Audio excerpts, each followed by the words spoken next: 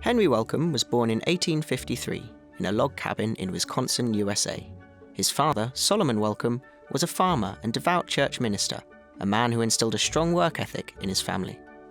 Solomon's brother ran a small drugstore in nearby Garden City, where young Henry worked after leaving school at the age of 13.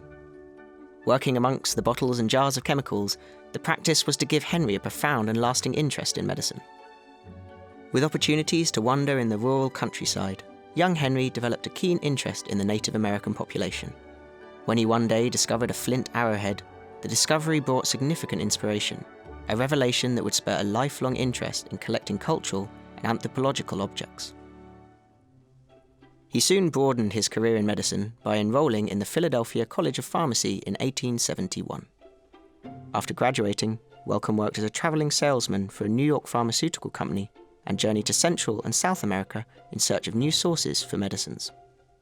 In 1879, Wellcome partnered with a former acquaintance from Philadelphia, Silas Burroughs, and they travelled to London to set up a new pharmaceutical business. Burroughs Wellcome & Co. quickly became a success. Wellcome realised the need to stay ahead of the competition and built pioneering medical laboratories and employed the very best scientific researchers to develop effective and superior medicines for the company. They had great success compressing medicinal powder into tablet form, which Wellcome trademarked as tabloids. These small tablets were then a novel treatment in Britain and soon proved popular. The company would later go on to pioneer treatments for diphtheria and become one of the first producers of insulin in Britain. A skillful marketing man, Wellcome hosted lavish banquets during important scientific and international conferences.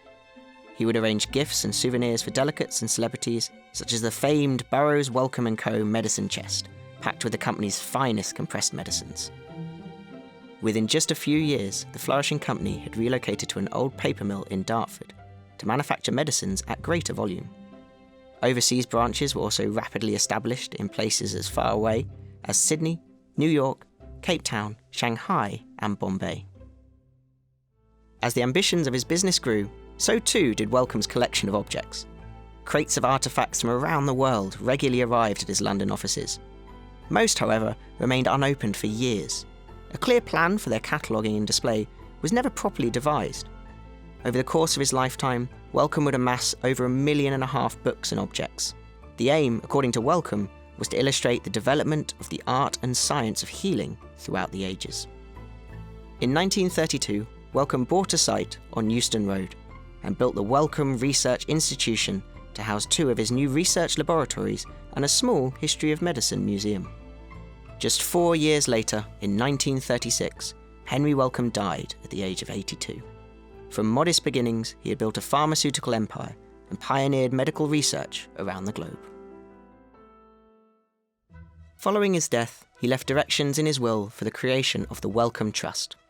Today, this charitable foundation now spends over £800 million a year on biomedical research and activities that explore the wonders of science, health, and the human condition. The building on Euston Road is now Wellcome Collection, which continues those aims, encouraging and inspiring the public to examine the endlessly curious connections between medicine, life, and art.